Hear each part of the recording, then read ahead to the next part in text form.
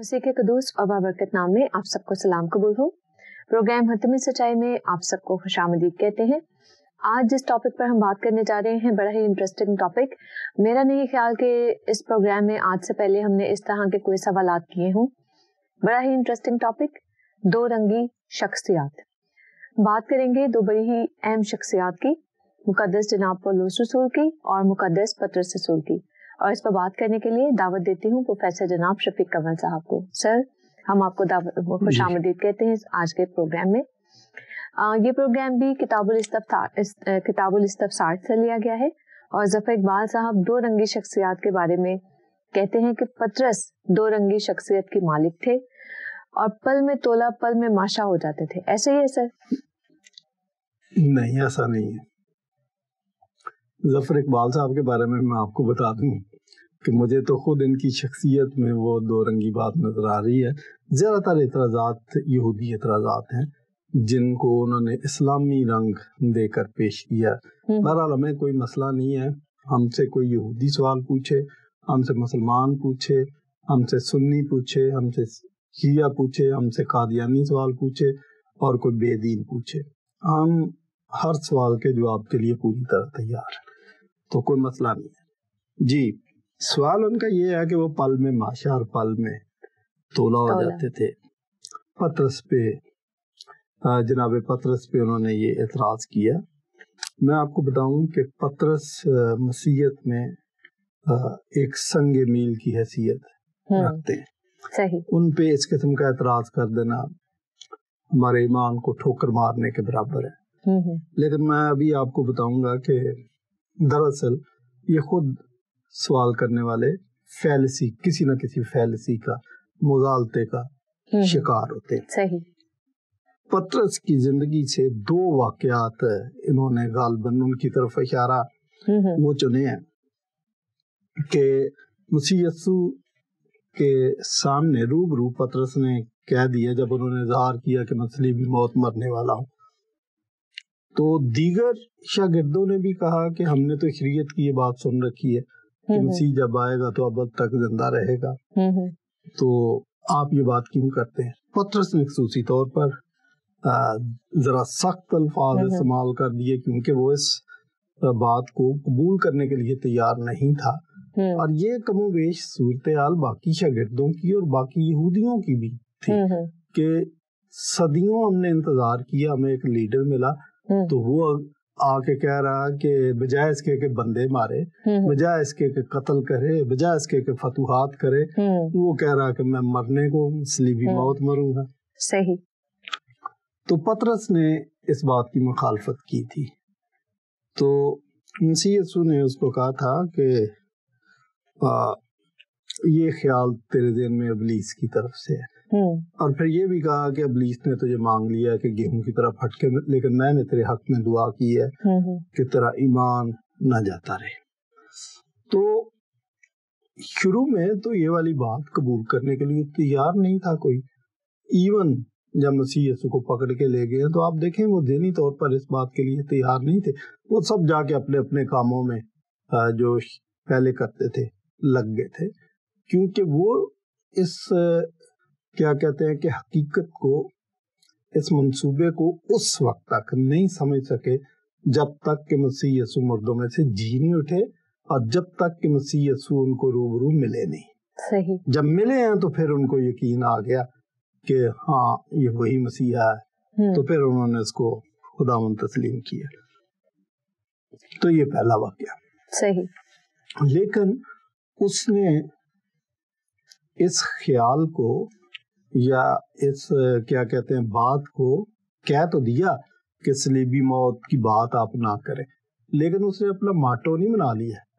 जब मसीह यीशु मुर्दों में से जी उठे हैं तो यही शागिर्द जो है वो मसीह की खुशखबरी देने में पेश था। आप जानते हैं कि पहले दिन उसने खुतबा दिया तो 3000 लोगों को अपने जाल में ले लिया और उनको बपतिस्मे के लिए तैयार किया और वो दायरा मसीहत में दाखिल कर दिया। बेशक। तो ये पतरस ही था। दूसरा वाकया जिससे इनको शक हुआ कि वो दो रंगी शख्सियत थे, مسیح یسوع کا 3 دفعہ مرغ کی بانگ دینے سے پہلے انکار کرنا. اچھا وہ ٹھیک ہے, جب مسیح یسوع کو گرفتار کیا تو سارے شاگرد مایوس ہوئے تھے, لیکن پطرس کی آپ کمٹمنٹ دیکھیں کہ ٹھیک ہے مایوس وہ بھی تھا, لیکن وہ ساتھ ساتھ ہی دے رہا تھا کہ میں اس کی انتہا بھی دیکھوں کہ ہو کیا رہا, کہ مسیح کی گرفتاری اس کی سمجھ میں نہیں آ رہی تھی. لیکن چونکہ مسیح یسوع کو بتا چکے تھے کہ تیری محبت اپنی جگہ, لیکن تو کل مرغ کے بانگ دینے سے پہلے 3 دفعہ میرا انکار کرے گا. ٹھیک. پھر آپ کو یہ 2 رنگی شخصیت ان کو کہہ دیا, لیکن اس واقعے کا ذکر نہیں کیا یا جان بوجھ کے نظر انداز کیا جس کی وجہ سے اس کی زندگی پرفیکٹ ہو گئی اور بدل گئی تھی. آپ کو پتا ہے کہ جب مرغ نے بانگ دی تو یسوع مسیح نے مڑ کے پطرس کی طرف دیکھا, پطرس نے مسیح کی طرف دیکھا. وہ جو دونوں نے نظریں ملائی ہیں, ایک لمحے کے لیے نظریں ملائی ہیں, لیکن وہ جو نظریں ملی ہیں اس سے پطرس کی زندگی بدل گئی تھی. اب اس کی کمٹمنٹ بڑی پرفیکٹ ہو گئی. وہ ایک شعر ہے کہ یہ کن نظروں سے آج تو نے دیکھا کہ تیرا دیکھنا دیکھا نہ جائے. تو مسیح یسوع نے کہا کچھ نہیں, صرف دیکھا تھا, لیکن پطرس کی زندگی بدل گئی تھی. اس کو یاد آ گیا کہ مرغ نے بانگ دے دیا, یہ تو میرے آقا نے پہلے سے مجھے بتا دیا تھا, میں نے وہی حرکت کی, مجھے تو ایسا نہیں کرنا چاہیے تھا. اس کے بعد مجھے بتائیں کہ پوری زندگی اس نے خدمت کی ہے, انجیل کی منادی کی ہے, خطرات میں گھر کر کی ہے, کبھی اس کی زندگی میں خوف آیا, بلکہ یہودیوں نے جب اس کو روکا, 2 دفعہ روکا, خبردار آئندہ یسوع کا نام لے کر منادی نہیں کرنا, تو پہلی دفعہ جب روکا تو اس نے کہا آپ ہی انصاف کرو کہ جن باتوں کا میں چشم دید گواہ ہوں میں ان کی گواہی نہ دوں. یہ آپ میرے ساتھ کیا بات کر رہے ہو. حوالات میں ڈالا, حوالات سے باہر آئے, جب فرشتے نے ان کو نکال دیا تو دوبارہ انہوں نے کہا کہ ہم نے تو یہ سخت تاکید کی تھی کہ آئندہ یسوع کا نام لے کر منادی نہ کرنا. تو یہ تم نے کیا بات کی. پطرس وہاں پر بھی تاریخی الفاظ استعمال کرتا ہے کہ ہمیں آدمیوں کے حکم کی نسبت خدا کا حکم ماننا زیادہ فرض ہے. تو یہ والے واقعات ظفر صاحب نے omit کیے, وہ واقعات پکڑ لی ہیں جن سے ان کو شائبہ ہوا, لیکن جس سے اس کی زندگی پرفیکشن کی طرف چلی گئی وہ واقعہ کیوں نہیں بیان کر رہے. بلکہ اس سے بھی بڑا واقعہ یہ ہے کہ پطرس کو روایت بتاتی ہے, بائبل میں تو نہیں ہے کہ, لیکن یہ روایت ہے ٹھیک کہ پطرس کو جب سلیب دینے لگے ہیں تو اس نے کہا کہ مجھے سیدھا سلیب نہ دو. بتائیں اس قسم کا کوئی ایماندار آپ کو مل سکتا ہے؟ ورنہ تو وہ اپنی زندگی کی بھیک مانگتا ہے. اس نے کہا کہ مجھے سلیب ضرور دو, لیکن سیدھا نہ دو, الٹا دو. تو یہ اس کی 2 رنگی شخصیت نہیں, یہ اس کی شخصیت مسیح یسوع کے رنگ میں رنگی ہوئی شخصیت ہے. صحیح. تو پطرس ہی تھا جس کی بولی سے انہوں نے کہا تھا کہ یہ بھی گلیلی لگتا ہے, یہ بھی مسیح کا شاگرد لگتا ہے, اس کی بولی سے لگتا ہے. ٹھیک ہے نا. تو نہ صرف بولی سے, باقی زندگی اس کے رویوں سے, اس کی تبلیغ سے لگتا تھا کہ یہ مسیح یسوع کا شاگرد ہے. تو یہ ساری باتوں کو نظر انداز کر کے تو آپ کہہ رہے ہیں جی کہ وہ 2 رنگی شخصیت تھی. میں سمجھتا ہوں کہ یہ علمی خیانت اور بہت ہی سنگین قسم کی بددیانتی ہے کہ آپ کانٹیکسٹ کو کاٹ کر, واقعات کو نظر انداز کر کے اپنی پسند کا 1-2 واقعہ اٹھا کے تو کسی کی شخصیت کے بارے میں بیان دے دے. یہ ٹھیک نہیں ہے. ٹھیک. آگے وہ کہتے ہیں شاگردوں میں یہ بات مشہور تھی کہ جناب پولس لوگوں کو شریعت کے خلاف تعلیم دیتے تھے. دیکھیں یہ اس وقت بھی شاید یہودیوں کو مس انڈرسٹینڈنگ تھی, اور اب مسلمانوں کو تو بہت زیادہ مس انڈرسٹینڈنگ, اور کچھ اور بھی لوگ ہیں جن کو مس انڈرسٹینڈنگ ہے کہ پولس شریعت کے خلاف تھے. نہ مسیح یسوع شریعت کے خلاف تھے, نہ پولس شریعت کے خلاف تھے, نہ ہم خلاف ہیں. مسیح یسوع نے تو خود کہا کہ میں شریعت کو منسوخ کرنے نہیں بلکہ پورا کرنے آیا ہوں, اور انہوں نے پورا کر دیا. پورا کیسے کیا؟ شریعت کی 3 قسمیں ہیں جو لوگوں کو پتہ نہیں ہے. ایتھیکل شریعت یعنی یہ 10 احکام میں کہ تو خون نہ کرنا، تو چوری نہ کرنا، تو زنا نہ کرنا، تو جھوٹی گواہی نہ دینا. تو مجھے بتائیں کہ کیا نیو ٹیسٹامنٹ میں اب آپ کو یہ اجازت مل گئی ہے کہ آپ خون بھی کریں، آپ زنا بھی کریں، آپ جھوٹی گواہی بھی دیں، آپ قتل بھی کریں؟ ایسا نہیں. چوری بھی کریں، آپ چوری بھی کریں، پڑوسی کی چیز بھی ہتھیا لیں. ہاں ہتھیا لیں، ایسی کوئی بات نہیں. تو 3 قسم کے لاز ہیں، ایتھیکل لاز، سیریمونیل لاز اور سول لاز. صحیح. اچھا، ایتھیکل لاز کے بارے میں آپ کو بتا دوں کہ یہ کبھی بدل نہیں سکتے، وہ وہی ہے. سیریمونیل لاز کا میں آپ کو بتاتا ہوں کہ وہ بدلے نہیں بلکہ پورے ہو گئے. ان کی جہاں تک ضرورت تھی ایک حد تھی کہ وہاں تک وہ شریعت ہمارا استاد بنی.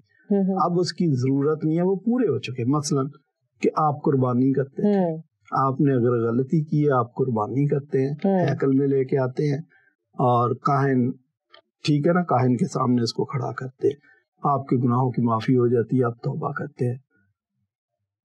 مسیح یسوع نے جب کامل قربانی دے دی ہے تو ان بیلوں بکروں کی قربانی کی اب ضرورت نہیں. صحیح. وہ اپنی پرفیکشن کو پہنچ چکے، تو اس کی تو اب ضرورت نہیں ہے. تو میں یہ کہوں کہ وہ منسوخ ہو گئی ہے. اس کی بجائے ہم یہ کیوں نہ سمجھیں کہ وہ پوری ہو چکی ہیں، ان کی اب ضرورت ہی نہیں ہے. سول لاز ان کے لیے تھے. تو یہ بات ہی آپ غلط کہہ رہے ہیں کہ جی وہ شریعت کے خلاف تعلیم دیتے ہیں. تو وہ تو یہی تعلیم دے رہے تھے کہ مسیح یسوع ہمارے گناہوں کی خاطر مر گئے، دفن ہوئے، تیسرے دن مردوں میں سے جی اٹھے. تو یہ تو اولڈ ٹیسٹامنٹ کے بالکل مطابق تعلیم تھی. یہ کون سی غلط کفارے کی تعلیم سے اولڈ ٹیسٹامنٹ بھرا پڑا. تو شریعت کے خلاف نہیں تعلیم دی، بلکہ شریعت کی تکمیل کی تعلیم دی ہے. تو یہ آپ کی مس انڈرسٹینڈنگ ہے. ٹھیک.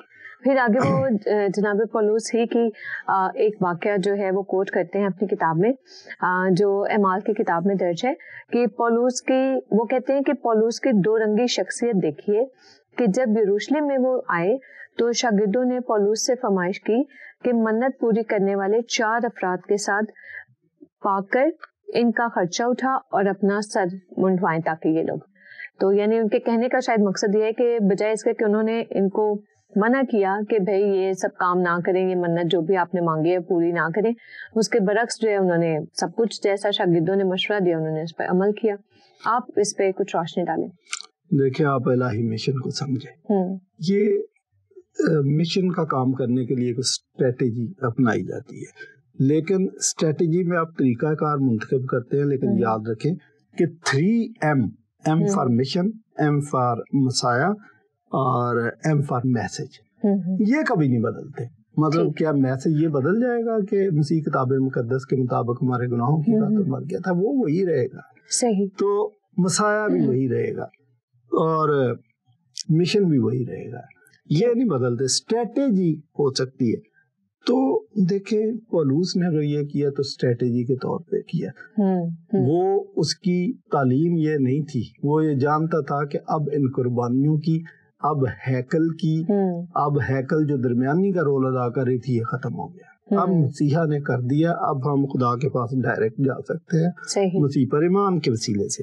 لیکن یروشلم چونکہ گڑھ تھا اور یہاں پر وہ کرسچن تھے جو جوئش بیک گراؤنڈ سے آئے تھے. وہ جو جوئش بیک گراؤنڈ صدیوں کی تعلیمات ان کے دماغ میں گھسی ہوئی تھی، ایک سافٹ ویئر بن گیا تھا، نسل در نسل وہ چلتی آ رہی تھی. اور اس کے اندر صرف اولڈ ٹیسٹامنٹ نہیں بلکہ روایات بھی ان کی شامل تھی. ان سے آپ یہ توقع کریں کہ جی آپ اپنے وہ ساری باتیں 1 سیکنڈ میں بدل جائیں، تو نہیں، 1 سیکنڈ میں نہیں بدل سکتی. بدلیں گی but it will take some time. آپ یہ دیکھیں کہ جب پطرس سے خدا نے رویا میں یہ کہا کہ آپ کرنیلیس کے گھر جاؤ، تو اس نے کہا خدا تجھے تو پتا ہے کہ غیر قوم کے گھر میں ہم تو جاتے نہیں ہیں. آپ نے یہ دیکھا نا. اور پھر کہا خدایا یہ حرام جانور ہیں، یہ آپ مجھے کیا کہہ رہے ہو. تو ایک دم تو سمجھ نہیں آیا، لیکن اس کو سمجھ آ گیا تھا. بعد میں وہ اس کے گھر بھی گیا، اس کو بپتسمہ بھی دیا اور غیر قوم میں منادی بھی آزادی کے ساتھ انہوں نے کی. تو ایک اور بات سمجھے کہ جب مسیحیت آئی ہے، جب تو ایک خاص پیریڈ تھا جو ٹرانزیشن پیریڈ تھا. ٹرانزیشن پیریڈ کا کہ جوڈائزم اور غیر اقوام سے لوگ شامل ہو رہے تھے اور مسیحیت میں شامل ہو رہے تھے. ایک ٹرو کرسچن ماحول پیدا کرنے کے لیے اور سابقہ جو ماحول اور کنٹیکسٹ اس کو چھوڑ کے ایک دم نہیں ہے کہ آپ نے جی سوئچ بدل دیا, آپ نے ٹرین کا کانٹا بدل دیا, اب ٹرین ادھر سے اس لائن سے دوسری لائن پہ چڑھ جائے گی. It will take some time. اور وہ جو ٹائم تھا وہ 10 سال تھا, 20 سال تھا, میں ایگزیکٹلی نہیں بتا سکتا, لیکن there was a transition period. اس ٹرانزیشن پیریڈ کے اندر ڈیفیکلٹیز تھی. تو چونکہ ٹرانزیشن پیریڈ پہ بہت کم لکھا گیا, بہت کم لوگ بولتے ہیں, سیمنری میں بھی نہیں بتایا جاتا, پادری بھی بشپ بھی اپنے لیکچرز میں کہاں یہ استعمال کرتے ہیں جی ٹرانزیشن پیریڈ کے. آپ کو پتا وہ توبہ اور بپتسمے پہ وہ بازی یہ ٹھیک ہے جی ٹھیک ہے. تو اس کو بھی سمجھنا ضروری ہے. لوگ مسیحیت کو سمجھنے کی کوشش کر رہے تھے کیونکہ یہ ٹرانزیشن پیریڈ تھا, کیونکہ نیو ٹیسٹامنٹ ابھی لکھا نہیں گیا تھا, کیونکہ رسول اتنے نہیں تھے کہ وہ گھر گھر لوگوں کو جا کے تو ٹیچ کر سکے. کر رہے تھے, they were doing that, لیکن پھر بھی اچھا جو جوئش بیک گراؤنڈ سے آئے ہوئے لوگ دیکھیں, جو فرسٹ بروڈ آف کرسچن تھی, یہ پہلے بھی میں کئی دفعہ بتا چکا ہوں, they were all from Jewish background. Even جو فرسٹ چرچ اعمال کی کتاب میں لکھا کہ یہودی مائل, عبرانی مائل, مسیحی اور یونانی مائل دو گروپ بن گئے تھے ان میں. تو وہ کیوں تھے؟ لینگویج تو اپنی جگہ, لیکن ایکچولی ان کے بیک گراؤنڈ ڈفرینٹ تھے. تو وہ اپنے بیک گراؤنڈ کے ساتھ آئے تھے. اس کو آپ کہیں کہ جی ایک پل میں آپ بیک گراؤنڈ اپنا سارا واش کر دیں, ایسی کوئی اسٹریٹجی نہیں ہے. It takes some time. صحیح. اچھا, اس لیے جو جوئش بیک گراؤنڈ سے آئے ہوئے کرسچن تھے وہ اپنی رسومات بھی کہتے تھے شاید ویسے ہی چلیں گی, نیو ٹیسٹامنٹ ابھی ان کے سامنے نہیں تھا, اور ہم قربانی بھی کریں گے, ہم ہیکل میں بھی جائیں گے وغیرہ وغیرہ. تو اس پہ ٹائم لگا. ڈیوڈ بوش نے ایک کتاب لکھی ہے, اب وہ اس دنیا میں نہیں ہے, خدا ان کے پاس چلے گئے, ٹرانسفارمنگ مشن. تو یہ جو مشن ہے یہ لوگوں کی حیت, لوگوں کی زندگی, لوگوں کی عادات, لوگوں کا پس منظر, لوگوں کا سافٹ ویئر چینج کرنے کی اہلیت رکھتا ہے. لیکن آپ موقع دیں کہ وہ جو ٹرانسفارمنگ مشن ہے وہ آپ پر کام کرے, شاگرد آپ کو ٹرانسفارمنگ مشن کے زیر اثر لائے. It takes some time. یہ سب کچھ ہو رہا تھا. تو پولوس نے اگر کیا تو اسٹریٹجی کے تحت ہی کیا. وہ اگر ان سے بھیڑ جاتا کہ نہیں بھائی یہ ہے, تو آپ مجھے بتائیں کہ وہ اوریجنل کلیسیا جو ادھر تھی اور یہ تھی, ادھر ہی اختلاف ہو جاتا. تو جو نئے آنے والے کرسچن ہیں, مسیح کے مشن میں رکاوٹ ہے, تو رکاوٹ نہ آنے دو, یہ ٹائم آئے گا. اور میں آپ کو بتاؤں کہ ایک ٹائم آیا کہ جب انطاکیہ مسیحیت کا گڑھ بن گیا, جب مسیحیت اور بڑی, تو یہ اسی قسم کے کرسچن نہیں تھے جو پہلے دن بنے تھے. They were different. ٹھیک. اچھا, پھر آگے وہ کہتے ہیں کہ منت پوری کرنے کے بجائے پولوس کو یروشلم میں فرم سٹینڈ لینا چاہیے تھا کہ شریعت اب ختم ہو چکی ہے, انہیں بالکل بھی اس طرح سے شریعت کے اکارڈنگ جو ہے منت وغیرہ نہیں پوری کروانی چاہیے تھی. دیکھیں, میں نے آپ کو بتایا کہ ٹرانزیشن پیریڈ کے کچھ لوازمات تھے. وہ چیز کسی کے بس میں نہیں ہے کہ ٹرانزیشن پیریڈ کو کوئی کھل جا سم سے ایک دم ٹھیک کیا جائے. اس پہ ٹائم لگے گا. اس لیے پولوس کو پتا تھا کہ یہ بڑے اچھے طریقے سے بات سمجھتا تھا, اس لیے اس نے ان چیزوں کا اہتمام بھی کیا کہ کسی نہ کسی طریقے سے یہ ٹرانزیشن پیریڈ پرامن طریقے سے نکلے اور جو کرسچن مشن ہے اس کو آگے بڑھایا جائے, وہ جانتا تھا. اچھا, تو یہودی مائل مسیحی جو تھے ان کو بھی ساتھ لے کر چلنا تھا, جو دیگر اقوام سے آنے والے کرسچن ان کو بھی ساتھ لے کر چلنا تھا. آپ دیکھیں کہ اس کے دماغ میں یہ بات تھی کہ اگلی نسل ٹرو کرسچن ہوگی, تو ان کو ساتھ لے کر چلا جائے, ان کو ٹرانسفارم کیا جائے گا. صحیح. ٹھیک ہے, بجائے اس کے کہ جھگڑا ڈال کے بیٹھ جاؤ, تو ٹھیک ہے یہ کر لیتے ہیں, لیکن پولوس بعد میں جو تعلیم دیتا ہے تعلیم بڑی کلیئر دیتا ہے کہ ہمیں نجات ان چیزوں پہ ڈپینڈ کرنے سے نہیں ہے, یہ نجات کی بنیاد نہیں ہے, بنیاد فیتھ ہے. صحیح. اچھا آگے جو ہے ظفر اقبال صاحب کوٹ کرتے ہیں, تھیموتھیوس کا حوالہ دیتے ہیں, کہتے ہیں کہ تھیموتھیوس کا بپتسمہ بھی کرایا گیا اور پھر اس کا ختنہ بھی ہوا. یہ ہمارے ایک محترم ہے, چلے نام نہیں لیتا, کئی لوگ یہ بات کرتے ہیں کہ ہاں جب ہم یہ کہتے ہیں کہ ختنے کی جگہ پر بپتسمہ آ گیا تو وہ کہتے ہیں جی ایسی مثالیں بھی ہیں کہ ختنہ بھی ہوا ایک بندے کا اور بپتسمہ بھی ہوا, تو وہ تو خود مسیح یسوع نے یہ دونوں باتیں کی تھی, ان کی زندگی میں بھی ہوئی. پہلے تو یسوع مسیح کے بارے میں سمجھیں کہ کیونکہ وہ خود to all intents and purposes he was a josh. ٹھیک ہے, تو ویسے تو ہم جانتے ہیں کہ وہ ازلی تھا, وہ یہودی نہیں تھا, وہ خدا تھا, لیکن جب انسان بن کے آیا تو ایز اے مشنری اس نے ان ساری چیزوں کو اڈاپٹ کیا, تو اس لیے وہ ساری رسومات میں شامل تھا. لیکن مسیحیت کا اس نے سنگ بنیاد رکھا, ٹھیک ہے نا, تو اس کی زندگی کی تو دونوں باتیں یہ سمجھ آ گئی کہ اس میں دونوں باتیں تھی اور ہونی بھی چاہیے تھی, نیچرل ہے. اچھا اب آ جائے تیموتھیوس کی بات, تو یہ اگین ٹرانزیشن پیریڈ کا مسئلہ ہے کہ اس کا بپتسمہ بھی ہو گیا تو ختنہ بھی ہوا ہوگا, تو یہ ٹرانزیشن پیریڈ کے لوازمات ہیں. لیکن آگے چل کر آپ دیکھیں کہ یہ کرسچن پریکٹس نہیں ہے کہ دونوں کام کریں. صحیح. یہ اس وقت لوگ آپ ان کا کنفیوژن سمجھ لیں یا ان کی ضد سمجھ لیں یا ان کا سابقہ سافٹ ویئر سمجھ لیں کہ ٹرانزیشن پیریڈ کے اندر یہ ہو رہا تھا, اور یروشلم کونسل نے بھی جب یہ فیصلہ کیا تو بعد میں انہوں نے اس بات کو جانچا کہ طریقہ کار یہ ہے کہ ٹھیک ہے جو ہم آگے ہم تو خطرہ یافتہ تھے, لیکن جو نئے آنے والے ان کو ہم خطرے کی زحمت نہ دے, تو یہ بڑے اچھے طریقے سے سمجھتے تھے کہ نجات ایمان سے ہی ہے. لیکن ٹرانزیشن پیریڈ کے اندر یہ سب کچھ چیلنجز تو تھے, ان چیلنجز سے نمٹنا بھی تو تھا, تو انہوں نے نمٹایا جیسے بھی ہے. اچھا سر, آپ نے اپنی اس تمام گفتگو میں کئی مرتبہ یہ لفظ استعمال کیا ہے ٹرانزیشن پیریڈ. میں چاہوں گی کہ آپ میرے لیے اور تمام لوگوں کے لیے بھی ذرا اور وضاحت کریں کہ یہ ٹرانزیشن پیریڈ دراصل ہے کیا. بہت اچھا کویسچن ہے اور بہت اچھی بات ہے کہ ہم ٹرانزیشن پیریڈ کی وضاحت کریں, بلکہ میں تو چاہوں گا کہ گڈ آئیڈیا ہے کہ اس پہ کتاب کیوں نہ لکھ دی جائے اور کسی سیمینار میں بھی ٹرانزیشن پیریڈ کی وضاحت کی جائے تاکہ ہمارے کرسچنز کو اس کا پتہ چلے, کیونکہ ٹرانزیشن پیریڈ کو نہ سمجھنے کی وجہ سے بہت ساری غلط فہمیاں پیدا ہو جاتی ہے. نمبر 1 ٹرانزیشن پیریڈ کہ اس پیریڈ میں یہ جب کرسچینٹی کا آغاز ہوا تو جب 120 کی جماعت تھی اور جب 3000 لوگ شامل ہوئے, یہ والا ٹائم جو ہے میں وہ بتا رہا ہوں کہ نیو ٹیسٹامنٹ ابھی لکھا نہیں گیا تھا, تو یہ پیریڈ ہے, یہ 10 سال کا عرصہ ہو, 12 سال کا عرصہ ہو, 15 کا ہو, یہ وہ ٹائم ہے.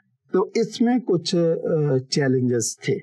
آپ یہ دیکھیں کہ ان کرسچنز کے پاس صرف old Testament as a guide line تھی, اس لیے شاگرد جب منادی کر رہے تھے تو وہ جو کنونس کرتے تھے لوگوں کو کہ آپ مسیح کو قبول کرو, they were using old testament. آپ یہ دیکھیں آج اگر کوئی منادی کرتا تو بہت کم ہے کہ وہ اولڈ ٹیسٹامنٹ کو کوٹ کرے, وہ نیو ٹیسٹامنٹ کوٹ کریں گے. تو یہ کیوں؟ Because it was a transition period. اچھا پھر چرچ بن گیا تھا, لوگ کرسچن بھی ہو گئے تھے, چرچ بھی جا رہے تھے, عبادت بھی کر رہے تھے, لیکن ان کے پاس کوئی کتاب نہیں تھی, نیو ٹیسٹامنٹ ان کے پاس نہیں تھا. یہ میں آپ کو بتاؤں کہ حیرت میں ڈالنے والی بات ہے. تو شاگردوں سے جو کچھ سنا وہی مسیحیت تھی ان کی. تو آپ جانتے ہیں کہ وہ پھر تشنا لب تو تھے نا, تو یہ ٹرانزیشن پیریڈ کی وجہ سے ہے. پھر چرچ میں کرتے کیا تھے, یہ زبور ہی گاتے تھے, کیونکہ ان کے پاس ابھی زبور ہی تھے, تو وہ زبور گاتے تھے. اور زیادہ تر لوگ پھر ہیکل کی طرف جاتے تھے عبادت کرنے کے لیے. وہ سوچتے تھے کہ ہم نے ہیکل میں جانا, اور وہ جاتے تھے. آپ دیکھیں شاگرد بھی جا رہے تھے, تو ان کو تو فرشتے نے بھی یہی کہا کہ جاؤ ہیکل میں جاؤ, زندگی کی باتیں لوگوں کو بتاؤ. تو وہ کیا کرتے, ہیکل میں جانا اور وہ جو سابقہ ان کا क्या कहते हैं लीगेसी थी। इसमें जो लाइन ऑफ डिमार्केशन आई है, एक वक्त आ गया कि आ गया, लाइन आ गई, वो दोनों तरफ से आई है, यहूदियों की तरफ से भी और इनकी तरफ से भी। यहूदियों ने इनको जबरदस्ती इनको परसिक्यूट करके तो मना किया कि अब हमारा तुम्हारा कोई ताल्लुक नहीं। और 90 के अंदर उन्होंने काउंसिल ऑफ जामिया के अंदर ये तय किया कि अब यहूदी अलग हैं, आप क्रिश्चियन अलग हैं। वो तो उनको क्रिश्चियन भी नहीं मानते थे, अगर क्रिश्चियन कहते थे तो वो मजाकन तंजिया कहते थे। बहरहाल ये थी। और उधर अंताकिया में जब चर्च कायम हुआ तो फिर ये लाइन ऑफ डिमार्केशन हो गई। ठीक, सही। अच्छा, फिर अंताकिया मसीहत का गढ़ बन गया। पहले यरूशलेम था, फिर अंताकिया मसीहत का गढ़ बन गया। अच्छा, फिर जामिया के अंदर यहूदियों की काउंसिल हुई है, इधर यरूशलेम काउंसिल हुई है मसीहियों की, इसमें भी कुछ डिसाइड हुआ है, ठीक है ना। तो ये दोनों काउंसिल इस बात की निशानदेही करती हैं कि दे आर सेपरेट नेशंस, अब इनका फेथ फर्क है, अलग हो गया। अच्छा, फिर न्यू टेस्टामेंट लिखा गया है तो 75% न्यू टेस्टामेंट का जो हिस्सा है वो सिर्फ इसलिए लिखा गया कि लोगों को गाइड किया जाए कि ये करें और ये ना करें। ठीक। तो ये जब चर्च बन गया है तो ट्रांजिशन पीरियड में ये फैसिलिटी नहीं थी। तो अच्छा है, और ज्यादा हमने तो एक आइडिया देना होता है ना, लोगों को चाहिए कि उस ट्रांजिशन पीरियड को मजीद एक्सप्लोर करें, स्टडी करें, देखें। बहुत शुक्रिया प्रोफेसर जनाब शफीक कमल साहब, आपने बड़े अच्छे तरीके से हमें बताया कि दो रंगी शख्सियत क्यों कहा गया उनको और इसका क्या रूट कॉज थी, और हम जान पाए कि आज की हतमी सच्चाई क्या है। ज़फ़र इकबाल साहब शायद इस शेर से मुतासिर हुए होंगे, जब भी चाहे एक नई सूरत बना लेते हैं लोग, एक चेहरे पर कई चेहरे सजा लेते हैं लोग। ये आम लोगों पर तो बात दुरुस्त बैठती है, लेकिन जनाब मसीह और जनाब मसीह के हवारियों पर, उनके रसूल पर ये बात कतई तौर पर दुरुस्त नहीं बैठती, और ये बात हमने साबित की है। प्रोफेसर जनाब शफीक कमल साहब का इस बात के लिए हम शुक्रिया अदा करते हैं, जिन्होंने इस बात को जानने के लिए बड़े ही मुदल्लिल अंदाज में हमें ये बात समझाई कि ऐसा हरगिज नहीं था। बात वही है कि अगर जब भी हम कॉन्टेक्स्ट से हटकर किसी चीज को देखते हैं और सिर्फ एक वाक़े, एक बात, एक कोट, एक आयत को लेकर के किसी बात के ऊपर अपना मफरूजा कायम करते हैं, तो जब वो हाइपोथेसिस, वो मफरूजा प्रैक्टिकली जब उसको चेक किया जाता है, फिर उसका भी यही अंजाम होता है कि उसमें कोई भी सच्चाई नहीं होती। उम्मीद करते हैं आज के इस प्रोग्राम में भी आपने जाना होगा कि ना सिर्फ वो दो रंगी शख्सियत के मालिक हैं, बल्कि हम मसीहियों को भी किसी भी दो रंगी शख्सियत के मालिक नहीं होना चाहिए, क्योंकि जनाब मसीह कहते हैं कि आपके अमाल से आपको पहचाना जाएगा। तो आइए अपने काम, अपनी बातें, अपने अमाल, अपनी शख्सियत उसे ज़ात के हवाले से बनाएं जो ज़ात जनाब मसीह के साथ है। बड़ी खूबसूरत बात सर ने आज के इस प्रोग्राम में कही कि मसीहियत कोई ऐसा मजहब नहीं है कि जो किसी एक जगह पर जो है जिसका बुनियाद हो। मसीहियत की बुनियाद मसीह पर है। उसी मसीह के पैगाम को सुनने के लिए आपका शुक्रिया अदा करते हैं और दावत देते हैं मसीह के इसी निजात बख्श पैगाम को आप भी अपनी जिंदगी में हासिल कीजिए। सच को जानिए, सच को खोजिए, और जब ये हतमी सच्चाई आपको मिल जाती है तो इसे कबूल कीजिए। बहुत शुक्रिया। खुदा हाफिज।